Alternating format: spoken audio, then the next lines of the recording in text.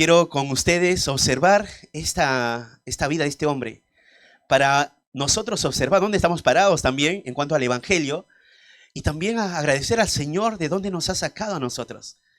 ¿Qué te parece si estudiamos este hermoso pasaje? El tema que vamos a ver es el soberano que rescata al perseguidor. Ese es el tema. El soberano que rescata al perseguidor. Hechos capítulo 9, del 1 al 9. Vamos a estudiar ese pasaje. Vamos a escuchar el mensaje esta mañana.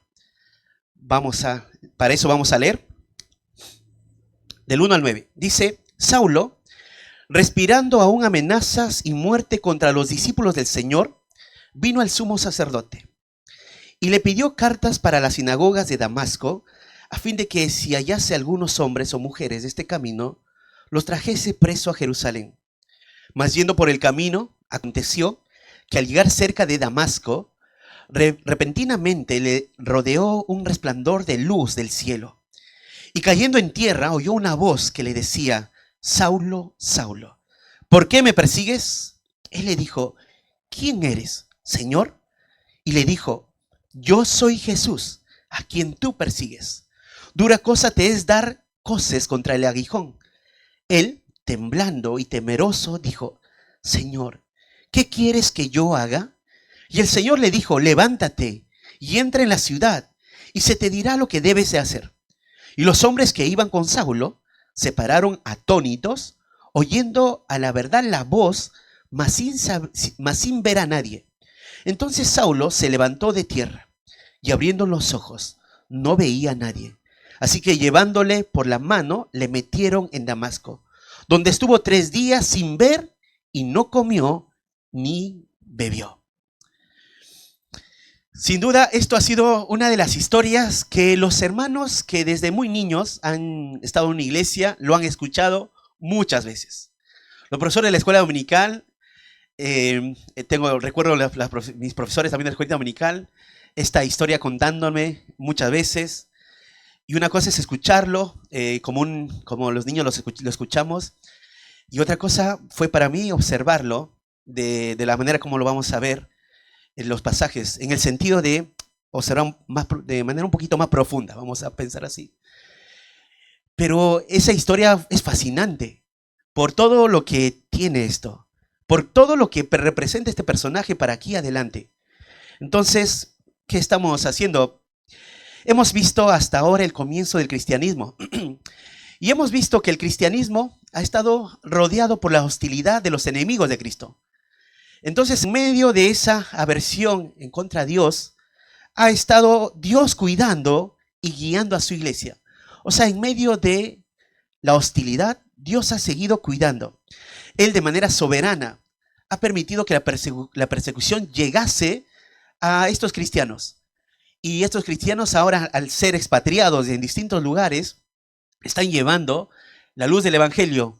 Por eso, a pesar que las tinieblas quisieron destruir la verdad, la luz del Evangelio brilló más fuerte en la oscuridad. Las tinieblas no pueden prevalecer contra el Evangelio, contra la iglesia. Entonces brilló más fuerte la luz del Evangelio. ¿Sabes que Jesús ya había dicho sobre personas que iban a actuar como enemigos hacia él y contra quienes iban a seguirle a Jesús? Por ejemplo, en Juan 16, dice, del 1 al 4, dice: estas cosas os he hablado, para que no tengáis tropiezo. Os expulsarán de las sinagogas, y aún viene la hora cuando cualquiera que os mate pensará que rinde servicio a Dios. Y harán esto porque no conocen al Padre ni a mí. Jesús a sus discípulos les dice: ¿saben lo que va a pasar? Los van a perseguir. Pero los que los van a perseguir van a creer que lo hacen en nombre de Dios. Pero en realidad no conocen ni a mi Padre ni a mí.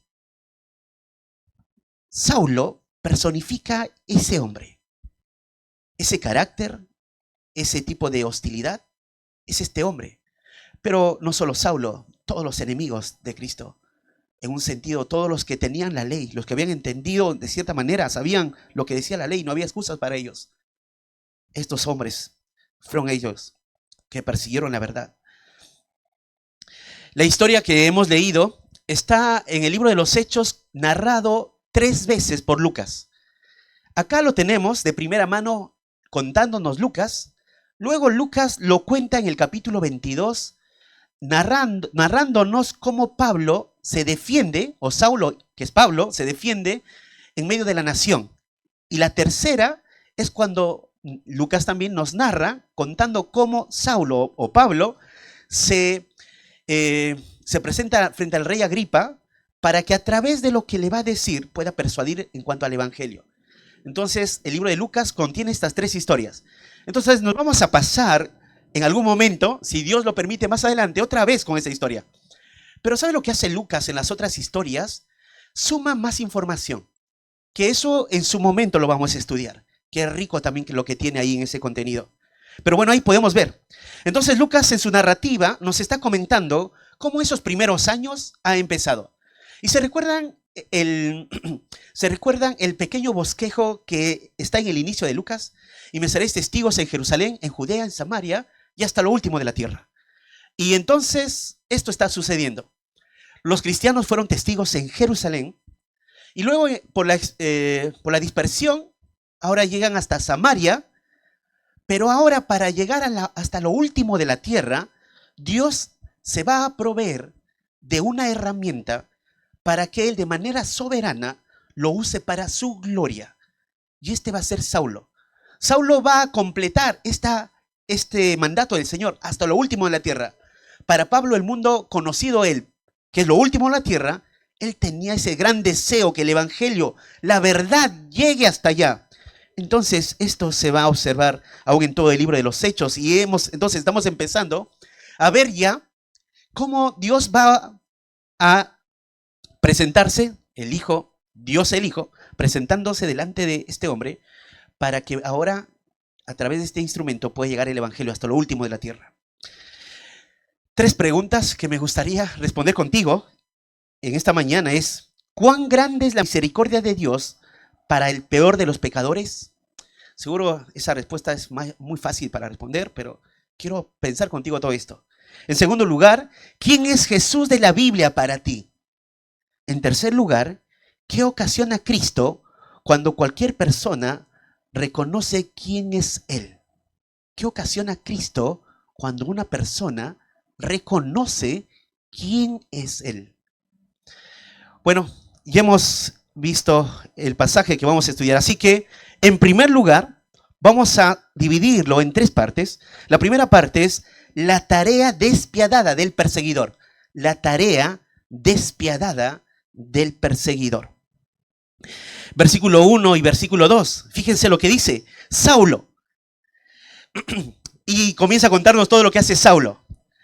Pero para poder entender a este personaje tienes que escarbar un poco quién es Saulo.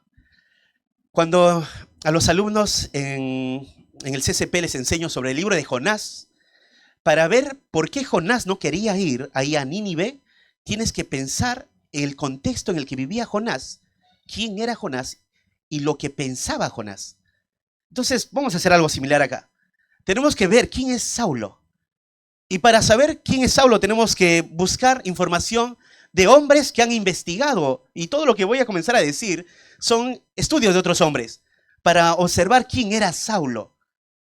Pasaje nos habla, por ejemplo, de que ya Lucas nos ha contado que Saulo consintió la muerte de Esteban. Por ejemplo, eso Lucas ya nos dijo ya en la narrativa. En segundo lugar, hemos visto cómo Saulo comenzó a entrar a las casas y de manera despiadada, no le importaba nada, agarraba a las mujeres, a los niños y los arrastraba. Eso también nos contó Lucas. Y más adelante va a contar de qué manera tan hostil también lo hacía. Y entonces, ¿por qué Saulo, siendo así, tiene este vivo deseo de destruir a los cristianos? ¿Por qué tiene ese celo? En algún momento, ¿sabes qué va a decir Pablo mismo de sí? Dice, celoso de Dios, como hoy lo sois vosotros. Él dice, yo fui celoso de Dios. ¿Por qué Pablo se llama a sí mismo celoso de Dios? ¿Qué es lo que estaba viendo él? ¿Por qué es culpable aún de ese celo que él creía que era correcto? Bueno, tenemos que ver su niñez. Y la niñez de Pablo ha sido en un sentido privilegiado en muchas de las cosas. Pablo creció en esta ciudad llamada Tarso. Esta ciudad es capital de Cilicia. Y esta ciudad se puede investigar muchas cosas, pero quiero citarte algunas cosas que son relevantes, importantes. Es que se cree que Tarso era una cultura a la par de Atenas y de Alejandría. Entonces, cuando solo tienes esta información, tienes que pensar que Tarso no era cualquier ciudad más. Era una ciudad donde había la filosofía, había donde estaban los poetas, donde se crecía entonces en conocimiento, en sabiduría. Y Saulo creció en medio de esto. Algunos dicen que era un niño, quizás fue un muchacho muy, en un sentido, inclinado al estudio. Entonces tuvo un papá que fue un fariseo de fariseos. Y su papá se preocupó por el crecimiento de su hijo. Entonces Saulo va a tener que ser llevado a otra ciudad llamada Jerusalén para que pueda crecer a los pies de otro hombre. Pero primero, Saulo de niño crece en esta ciudad, una ciudad donde el conocimiento es importante. Entonces Saulo está rodeado de todo esto, pero él crece en una cuna donde los padres son judíos, donde el padre es judío, pero a la vez tiene la ciudadanía romana. Y esto no se sabe cómo lo adquirió, porque había varias maneras de cómo adquirir la ciudadanía romana. Puede ser a través de dinero, puede ser por algún acto heroico, podría ser por otra cosa, por poder, pero tenía la ciudadanía romana, el papá. Así que Saulo también lo tenía, la ciudadanía romana, que en algún momento él lo va a usar. Entonces Saulo crece en esta ciudad que era tan ideal, donde te comento que egipcios, etíopes, judíos, fenicios, iban hasta este lugar. También era un lugar de mucho centro, donde había mucho comercio. Ahora, te comenté un poco de los padres de Saulo. Sabes que Pablo en algún momento, en el libro de Filipenses, él va a decir, y podríamos hablar bastante de estos detalles que da en Filipenses, pero solo quiero mencionar esto. Él dice que viene de la familia de Benjamín. Y sabes que de la familia de Benjamín, y hablando de las familias de los judíos, de la familia de Benjamín viene el rey Saúl. ¿Se acuerdan de quién era el rey Saúl? El rey Saúl fue el rey que ellos eligieron en el Antiguo Testamento, ¿se recuerdan? Antes del rey David. Bueno, quizá los papás, siendo el papá muy fariseo, muy devoto, puso a su hijo con este nombre, Saulo.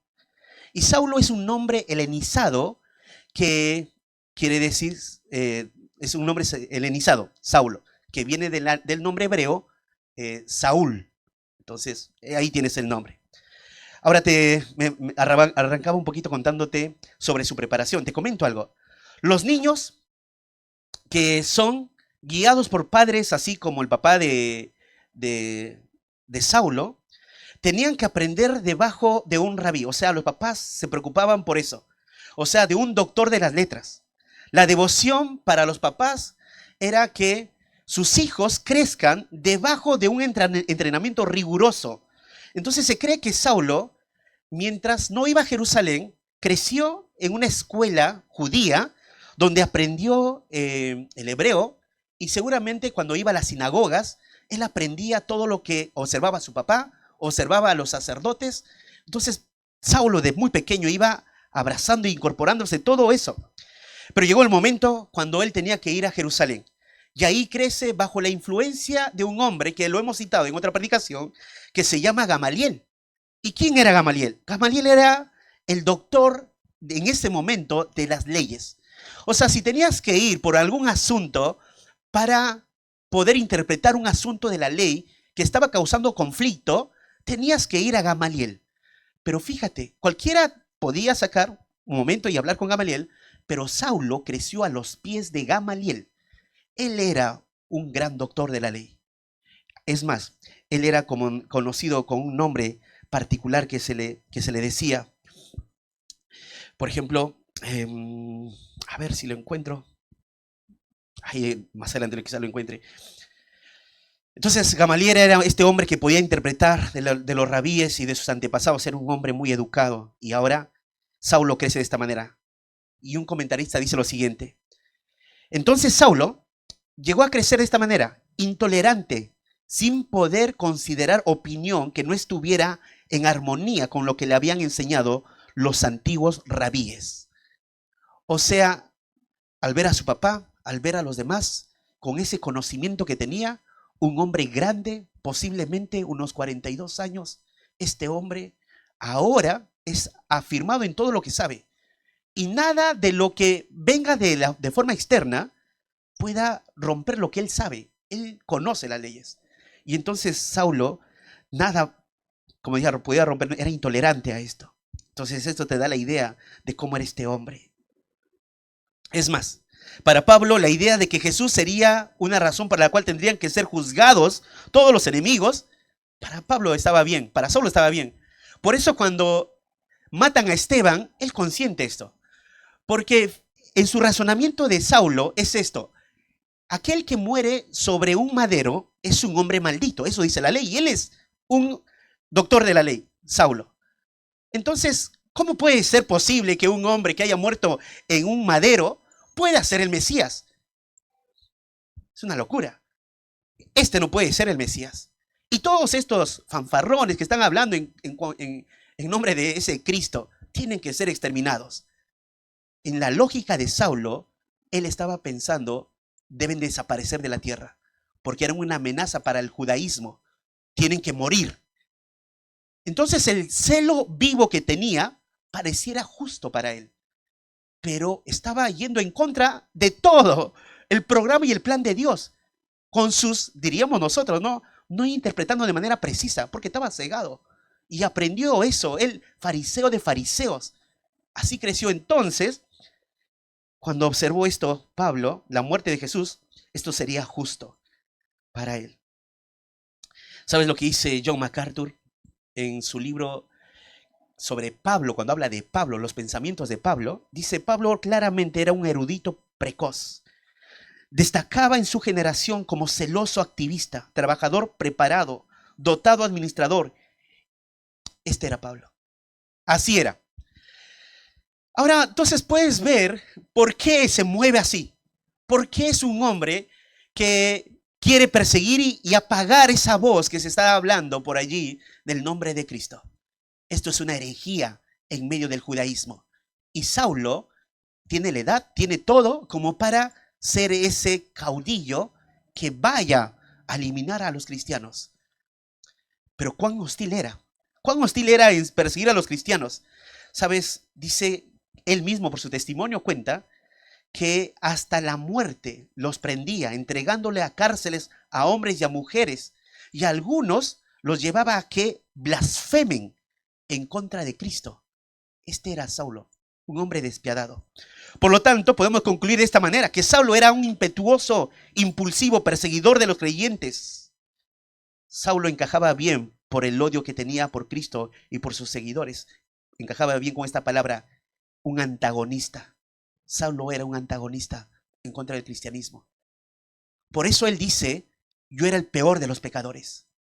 Él se oponía a Cristo.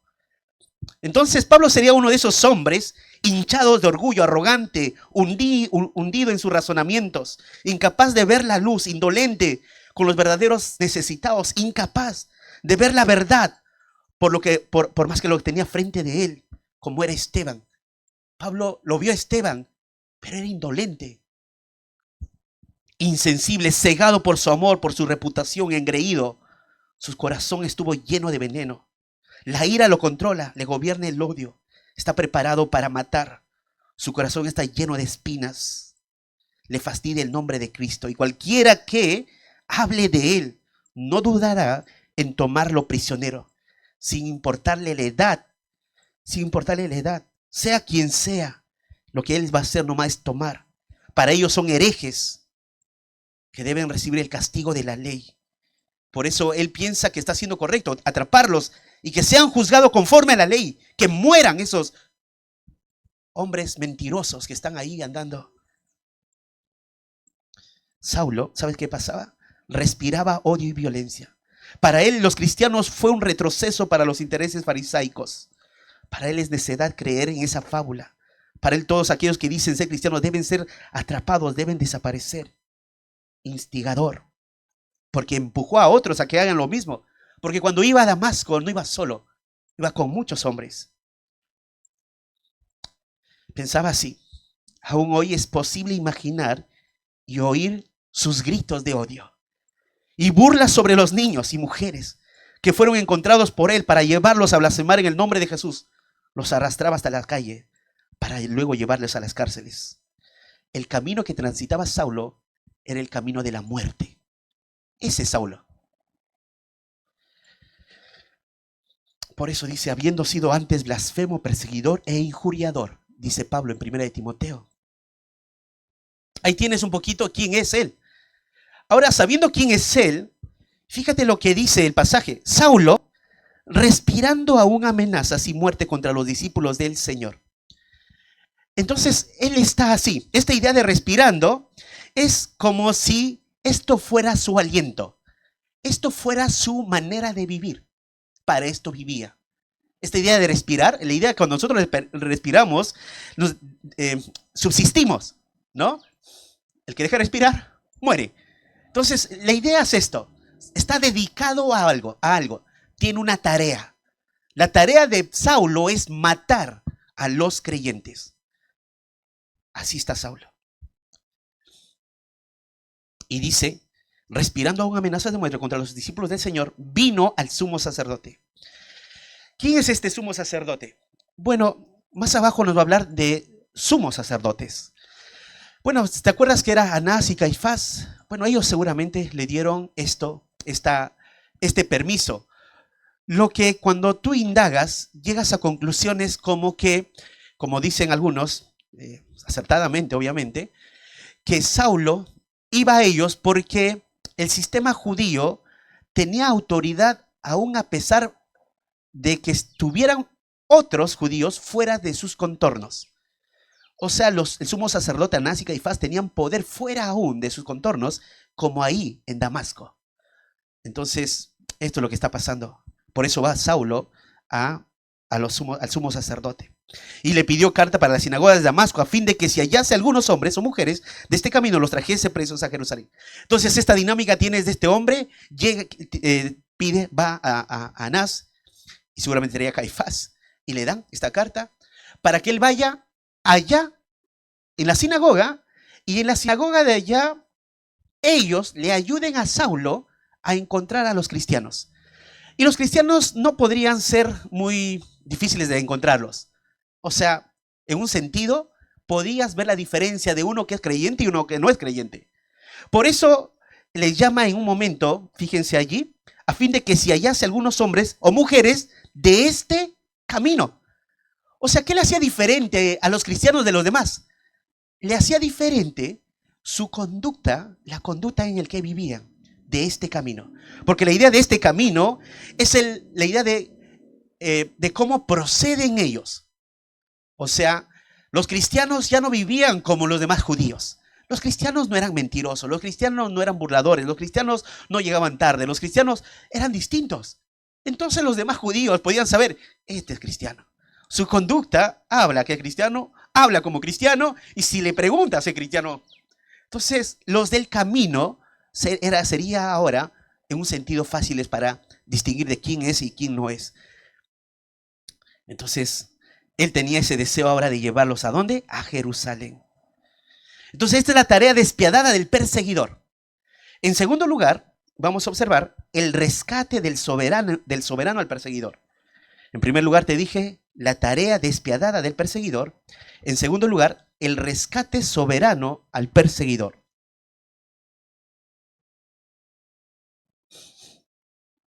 Dice el versículo 3, mas yendo por el camino, aconteció al llegar cerca de Damasco, repentinamente lo rodeó un resplandor de la luz del cielo. Y cayendo en tierra oyó una voz que decía, Saulo, Saulo, ¿por qué me persigues? Esta es la parte donde nos gusta de toda la historia. Porque esa parte oscura de la vida de Saulo es tan horrible, tan feo. Pero no dejes de ver también que así era nuestra vida. Así como Saulo, pecadores. Pero esta parte ahora es una parte hermosa, porque vas a ver cómo de manera soberana Jesús interrumpe la historia de la vida de Pablo. Ahora para rescatar a este perseguidor. Y todos los detalles es muy rico. Dice, mas yendo por el camino. O sea, mientras iba ahí a Damasco, aconteció que llegar cerca a Damasco. ¿Sabes? De Jerusalén a Damasco hay 240 kilómetros más o menos. Y entonces para llegar hasta ese lugar, en caballo, tenía que ser entre alrededor de 5 a 6 días. Entonces date la idea, más o menos, que casi camino a Damasco, llegando a Damasco, no en Damasco, camino a Damasco, casi al llegar a Damasco. Entonces tienes algunos días que ya Pablo estaba cabalgando, yendo con ese deseo de dar muerte a los cristianos. Y dice, repentinamente le rodeó un resplandor de luz del cielo. Esta idea de repentinamente le rodeó un resplandor del cielo, eso es una escena grandiosa, que quiere decir que de manera inesperada, una luz que no tiene que ver con nada terrenal. Porque hay otras partes donde Saulo, cuando cuenta su testimonio, dice al mediodía. Pero no es que el sol justo al mediodía se pone, bueno, está ahí quizás al medio, pero no es que ahí justo recién ve una luz tan fuerte. Quizás Saulo cuando lo dice está hablando del tiempo cuando sucedió que esta luz vino. Es una luz que le rodea, es una luz sobrenatural, porque no es la única ni primera vez que Saulo viaja en caballo, y no sería ni la única ni la primera vez que viaja al mediodía y bajo un sol, porque así era el viaje, los viajes en aquel momento. Pero esta luz que le rodea es una luz sobrenatural. ¿Y qué hace que esta luz que viene de manera sobrenatural? Dice, le rodeó un resplandor de luz del cielo. Lo que el autor aquí nos quiere mostrar es de la procedencia de la luz y el lugar donde está sentado el Hijo del Hombre, a la diestra del Padre, ahí en los cielos. Una luz le resplandece. ¿Y qué sucede? Cayendo en tierra. Por causa de la luz, este hombre pierde el equilibrio. Quiero citarte lo que escribía. Por lo cual podemos pensar que no era una luz como cualquier otra luz. Esta luz era un hecho sobrenatural. ¿Y qué pasa? Seguidamente oye una voz que decía, Saulo, Saulo. Este momento es indescriptible en un sentido porque Saulo lo está viviendo. Nosotros lo estamos viendo como lectura y entendiendo que, obviamente, como Dios, podemos pensar, conoce al hombre, le llama por el nombre y doble vez le dice, Saulo, Saulo. Pero es una forma donde Saulo lo experimentó. Él lo vivió. En un sentido, cuando escucha la voz, da la luz nada más, a él le ocasiona que pierda el equilibrio, por eso y cae, y la voz y su nombre dos veces tiene que ver con un asunto serio. No es cualquier asunto esto. Saulo, Saulo. Y no termina ahí, ¿no? Porque dice, ¿por qué me persigues? Lo que está pasando acá es que este Saulo es hallado culpable. Pensaba así, por lo tanto, el que iba con seriedad a buscar a tomar a cristianos para llevarlos es interrumpido por aquel que con mayor seriedad se opone a su cometido. Más abajo va a contar que tiene temor, tiene asombro. Todo esto le impacta, está caído en el suelo. Y luego hay una pregunta que le viene, le dice, ¿por qué me persigues? Hasta acá. Saulo, con el odio en el corazón, gobernado por su conocimiento y su orgullo, va al los sumos sacerdotes, quiero las cartas. Tenemos que eliminar a todos los cristianos. Camino a Damasco y con un gran grupo de soldados, seguramente alguaciles del templo, van hacia allá. Y lo que pasa es algo sobrenatural. Cae al piso, temblando, y oye una voz con su propio nombre diciéndole, Saulo, Saulo. Y la idea, cuando tú veas en la Biblia doble vez que se repite las cosas, es porque esto es un asunto serio, importante. Y acá está mostrando quién es él. Y luego la pregunta, ¿por qué me persigues? Todo este momento para Saulo sería lo que pensaríamos la conversión, acá el Señor le está mostrando quién es este hombre y lo que está haciendo. Tú me estás persiguiendo. El desconcierto entonces era grande, queda deslumbrado. No es que no entienda las palabras, sino todo lo sobrepasa. Sus criterios de la grandeza que entendía ahora queda anulado. El hombre más estricto en cuanto al celo judaico queda reducido a contemplar y a someterse. El hombre más docto en cuanto a la ley, aprendiendo del mejor hombre, ahora queda anulado porque oye la voz y todo lo que hasta él ese momento tenía en su mente se quiebra, se rompe, porque ahora le está hablando el mismo Verbo encarnado. Él es encontrado culpable. El que era inflexible o riguroso en su celo en cuanto a Dios, ahora queda sometido a la gloria de Dios, del que resucitó. Qué grandioso pensar eso. La gloria de Dios, en un sentido, Dios permite, Cristo permite esa luz. Ahora piensa en esto. Saulo no fue el que escuchó cuando dijo: Esteban, veo los cielos abiertos y al Hijo del Hombre que está en el cielo. Y desde el cielo vino una luz y le dice: Saulo, Saulo, ¿por qué me persigues? Entonces este hombre está entendiendo todo lo que está pasando, está perturbado. Toda su teología que hasta ese momento tenía, que de cierta manera le llevaba a este celo, queda quebrado. Para luego entender todo lo que comprendió, todo lo que supo del pasado, de las leyes, ahora va a encajar, lo va a comprender por la iluminación del Espíritu. Y esto estaba pasando acá. Y ahora hace esta pregunta: ¿quién eres, Señor? Este momento es tan especial. Esta pregunta revela que no solo físicamente quedó anulado, porque más tarde la historia nos cuenta que queda ciego. Pero no es que quede ciego minutos más tarde. Con esa luz queda ciego. Y solo se nos está contando la voz que oye y se nos está contando ahora lo que él habla con él. Pero ya estaba ciego. Pero esta pregunta no revela que está debilitado por la ceguera, sino que sus pensamientos fueron partidos. Toda su comprensión. Ahora está abrumado él. Está en medio de una luz. ¿Y sabe qué va a decir él? ¿Quién eres, Señor? Para que este hombre pueda afirmar que el que está hablando con él sea Señor, tuvo que romperse todo lo que él sabía hasta ese momento y reconocer. Él no podría decir a cualquiera Señor.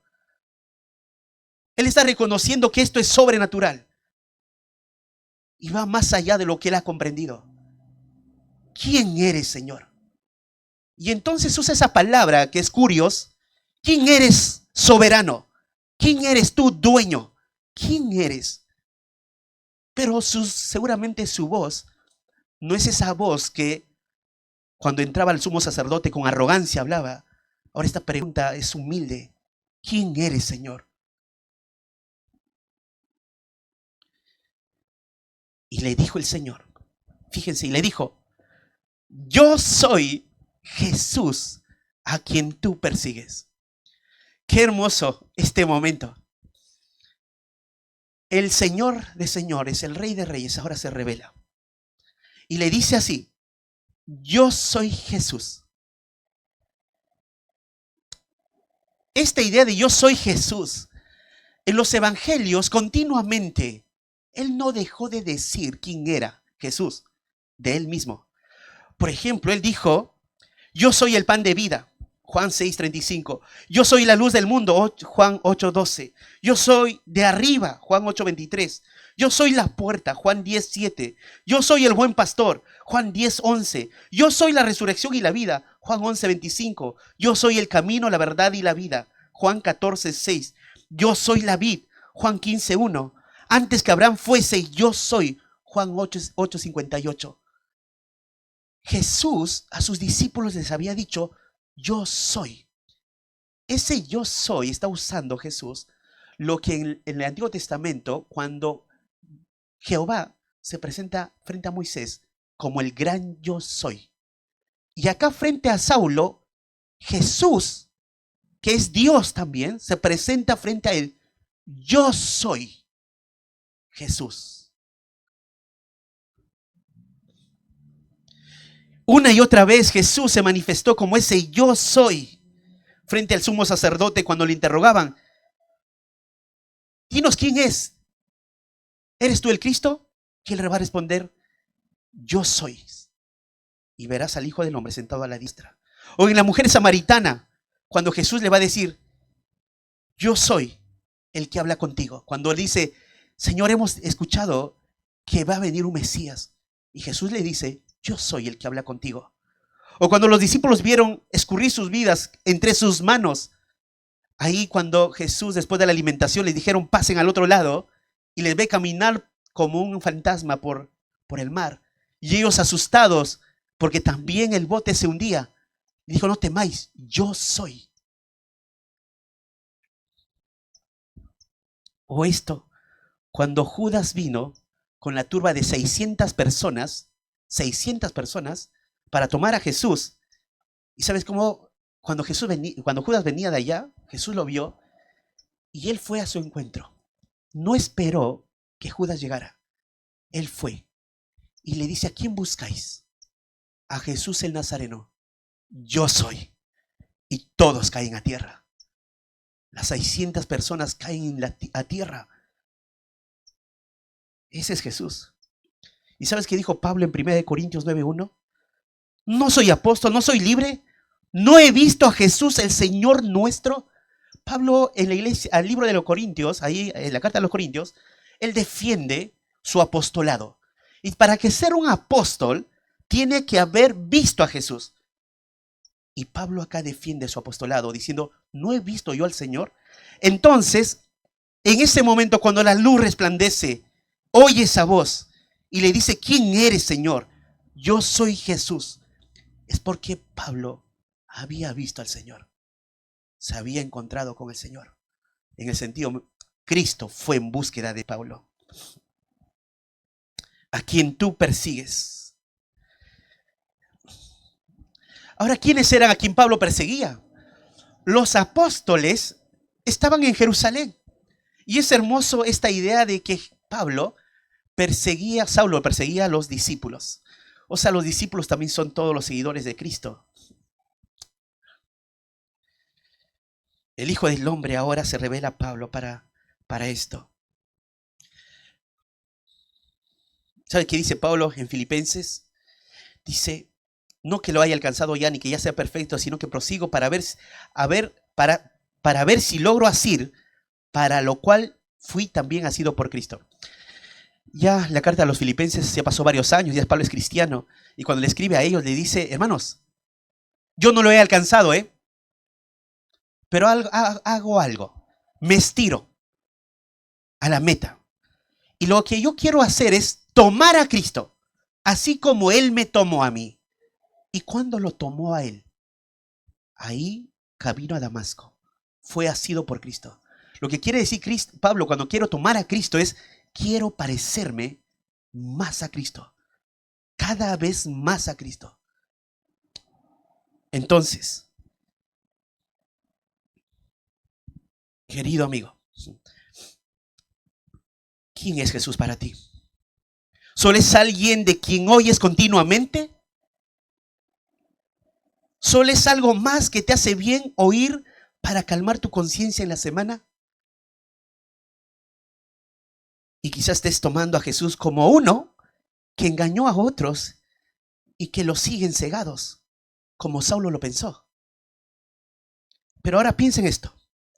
Si miras a tu alrededor, estás con personas que no solo siguen a ciegas a alguien que no ven. Porque yo no sigo a ciegas. No sé si tú. Yo sigo convencido. Porque la luz del Evangelio iluminó mi mente y me mostró que era pecador. Y tú que todavía no eres creyente, mira a tu alrededor. No son personas cegadas, son personas que han abierto sus ojos con la luz del Evangelio. El poder del Evangelio los alcanzó.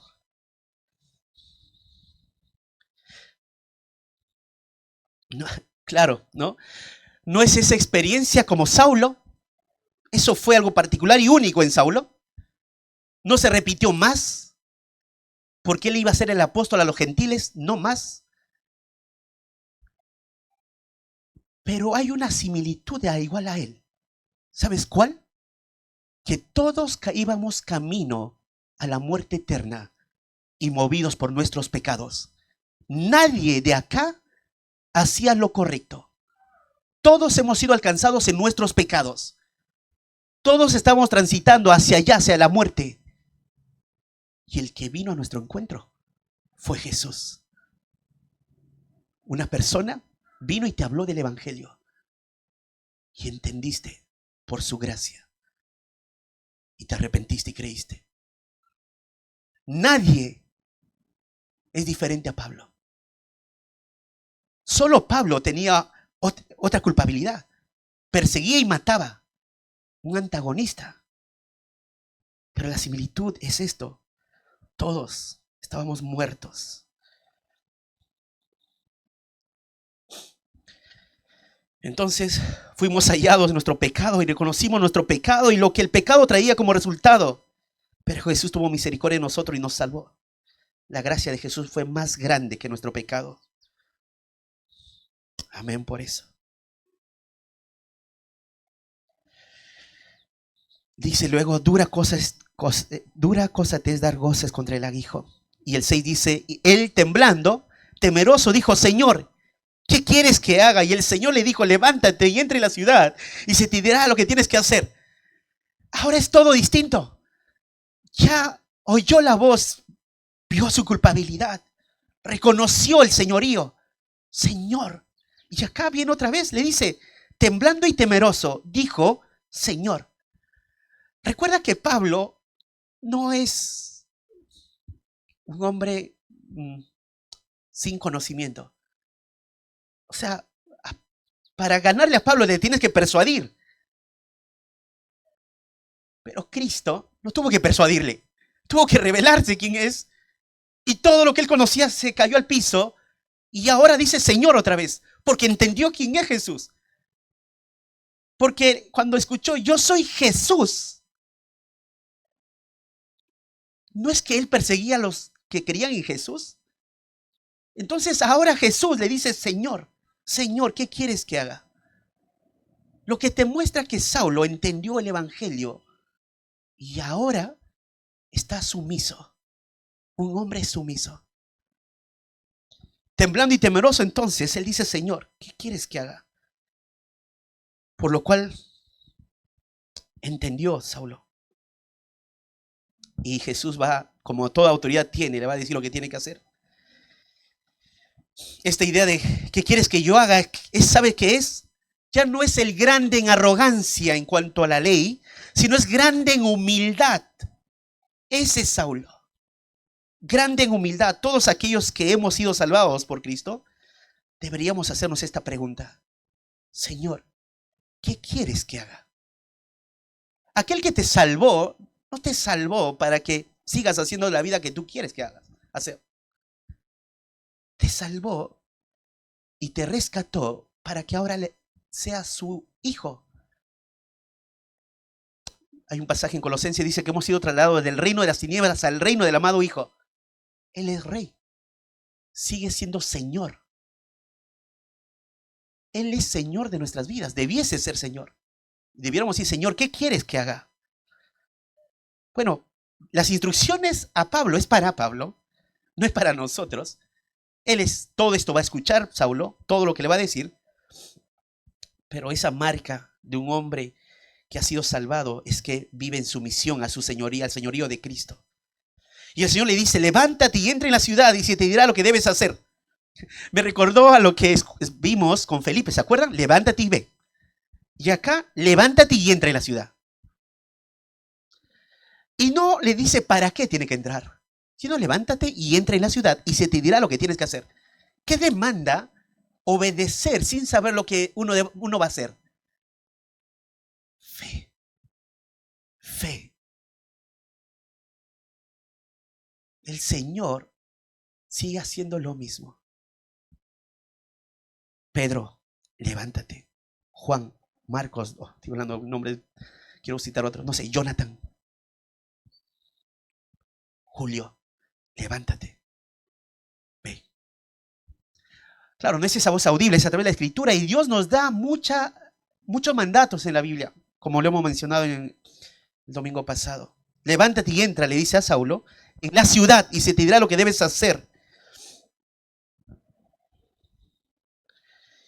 Jesús dijo, el que quiere ser mi discípulo, si alguno quiere venir en pos de mí, niéguese a sí mismo, tome su cruz y ¿qué? Y sígame. Y se te dirá lo que debes hacer. Entonces, querido hermano, ¿qué mandatos el Señor te dio este año que estamos cerrando que no obedeciste? ¿Jesús es el Señor de tu vida? ¿Le hiciste esta pregunta en algún momento? Señor, ¿qué quieres que haga hoy?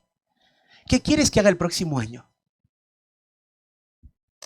Bueno, en tercer lugar, el perseguidor de ser el caudillo ahora a ser conducido en obediencia. El perseguidor de ser el caudillo ahora a ser conducido en obediencia. Del 7 al 9. Y dice así. Y los hombres que iban con Saulo se pararon atónitos, oyendo a la verdad la voz, mas sin ver a nadie. Entonces Saulo se levantó de tierra. Abriendo los ojos no veía a nadie. Así que llevándole por la mano le metieron en Damasco. Hasta ahí. Bueno, ya estamos yendo a la parte final, ahí cuando va a introducirse a Damasco a Pablo, o a Saulo, Pablo y Saulo. Pablo es el nombre romano, ¿ok?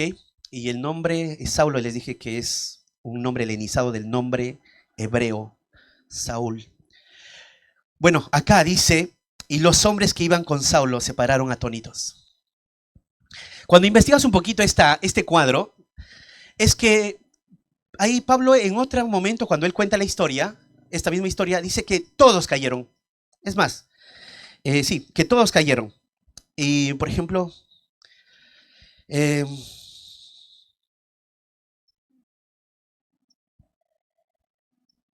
que lo hemos citado más adelante. A ver.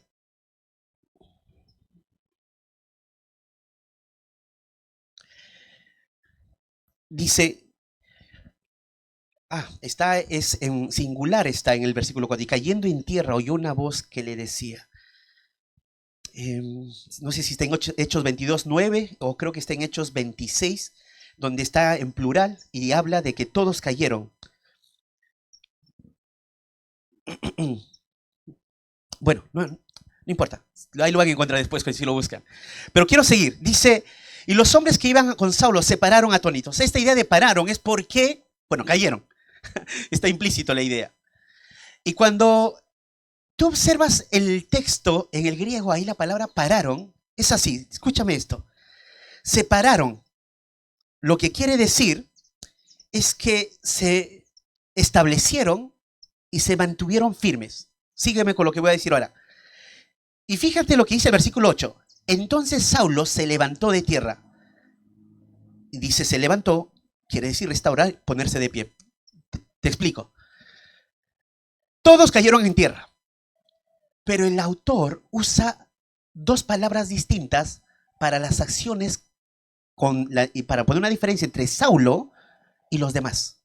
Los demás, dice, se pararon. Aunque tenemos la idea, obviamente, se levantaron. Pero esa palabra en griego te pone la idea de ponerse firme otra vez en el estado en el que estaban, aunque atónitos, asombrados. Porque ellos vieron la luz y por eso cayeron también y oyeron la voz sin entender la voz. Eso pasó. No entendieron la voz y cayeron. No percibieron lo que dijeron.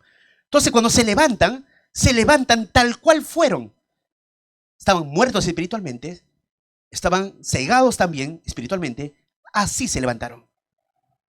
Pero la otra palabra que se usa en cuanto a Saulo se levantó, la idea es allí restaurar o ponerse de pie. Es más, en una y la otra palabra, en cuanto a separaron, por ejemplo, la misma palabra se usa cuando se habla del fariseo puesto en pie, cuando oraba con su mano, cuando oraba consigo mismo de esta manera: Dios, te doy gracias porque no soy como los otros hombres. El mismo autor, cuando escribe en Lucas su evangelio, cuando habla del fariseo, usa esta palabra, puesto de pie. Este fariseo se golpeaba el pecho: yo no soy como los demás pecadores, con su orgullo y con lo que es. Esa misma palabra se usa de estos hombres que cayeron. Se pararon igual, tal cual fueron.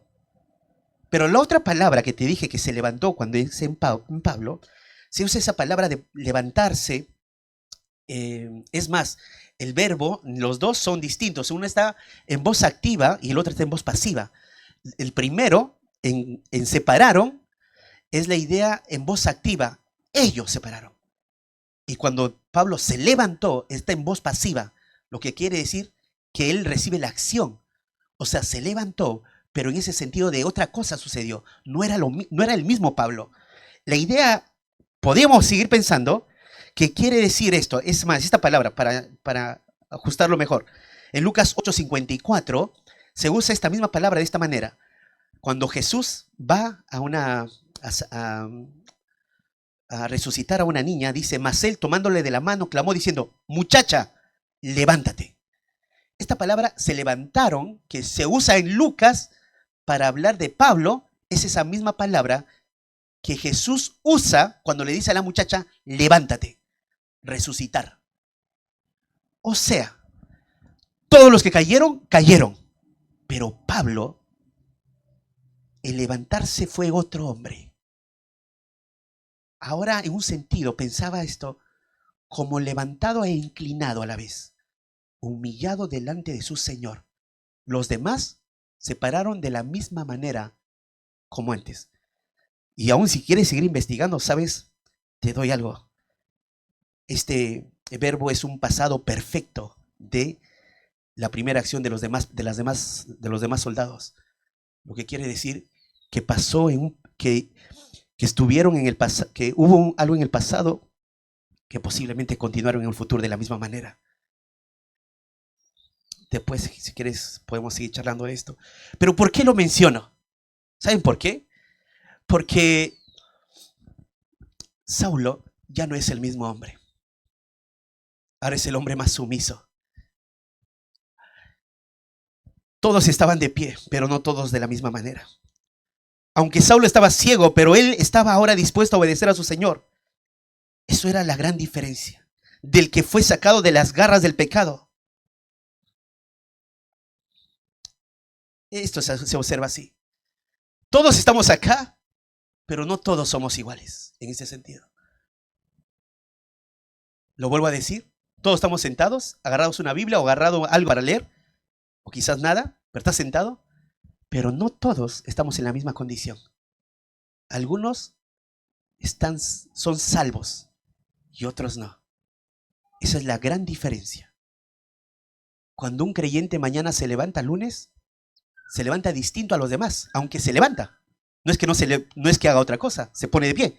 Pero el creyente ahora, para agradarle a su Señor, el incrédulo para agradarse a sí mismo. Es la gran diferencia. Lo que estos soldados ahora solamente van a hacer es llevarlo a Saulo hacia un lugar, hacia una casa de un hombre llamado Judas, que dice más adelante en la historia.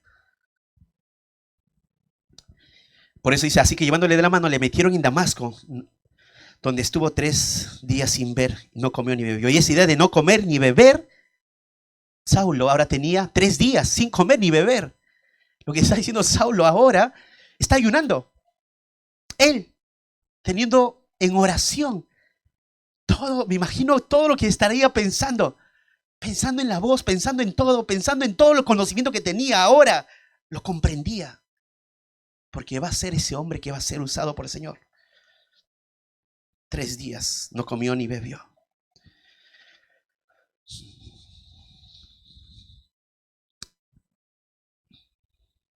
Termino. La tarea despiadada del perseguidor, el rescate del soberano al perseguidor, el perseguidor de ser el caudillo ahora ser conducido en obediencia. Dice, quiero citar lo que escribía, el hombre pecador anda empujado por sus pasiones y deseos y continuamente busca maneras como seguir acumulando condenación. Pero a pesar de encontrarse en el peor escenario conducido por su pecado, la gracia de Dios le puede alcanzar. No sé la condición en la que estás. Cuando pensaba en esto, lo que iba a hablar hoy contigo, pensaba en toda la audiencia porque de cierta manera los conozco, pero no sé los corazones de ustedes. Pero lo que sí sé es que a pesar que estés en el lugar más metido en tu pecado, aunque a pesar que estés yéndote todos los días en contra de Dios, hundido en ese lago de pecado, la gracia del Señor te puede sacar de allí si solamente te arrepientes y crees. Como Saulo, tienes que oír a Jesús y arrepentirte de tus pecados y creer. Todos hemos estado así y Él nos salvó. Doy gracias al que me fortaleció, a Cristo Jesús, nuestro Señor, porque me tuvo por fiel poniéndome en el ministerio, habiendo yo sido antes blasfemo, perseguidor e injuriador, mas fui recibido misericordia porque lo hice por ignorancia e incredulidad. Pero la gracia del Señor fue más abundante en la fe y el amor que es en Cristo Jesús. Palabra fiel y digna de ser recibida por todos, que Cristo Jesús vino al mundo para salvar a los pecadores, de los cuales yo soy el primero. Eso dijo Pablo. Yo soy el primero. No hay ninguno de nosotros que pueda decir, no pasó lo mismo con nosotros, si es creyente. Terminó. Arrepiéntete. Si escuchaste hoy quién es Jesús, arrepiéntete y cree. Señor, gracias por tu palabra. Es hermoso contemplar la salvación, cómo obras de manera soberana, salvando, trayendo vida al pecador. Quedamos abrumados por tanta belleza de tu palabra. Te pedimos que salves, y tú lo haces, Señor, salvas. Oramos por aquellos corazones que oyen una y otra vez y su corazón sigue cegado, entenebrecido. Señor, ten misericordia. Te pedimos que tu Espíritu Santo obre y se vean a sí mismos pecadores, que tu Espíritu les muestre sus pecados. Que tu Espíritu, Señor, revele tu justicia. Que clamen por perdón. Estamos convencidos, Señor, así como nos salvaste a nosotros, puedes salvar hoy a aquel corazón que se arrepiente y se humilla. Salva, Señor. Gracias por tu palabra. Te damos gracias porque tú nos salvaste. Gracias, Señor, por esa salvación tan hermosa. Jesús, muchas gracias por venir de manera oportuna a nuestras vidas cuando estábamos en desobediencia, completa desobediencia. Tú nos salvaste. Te damos toda gloria y honra a ti también, porque tú has muerto y resucitaste. Gracias por tu palabra, Señor. Oramos agradecidos en el nombre de ti, Hijo Jesús. Amén. Juan 8:24 dice, por eso os dije que moriréis en vuestros pecados, porque si no creéis que yo soy, en vuestros pecados moriréis. Que Dios haga su obra a través de su palabra en cada uno de ustedes, hermanos y amigos.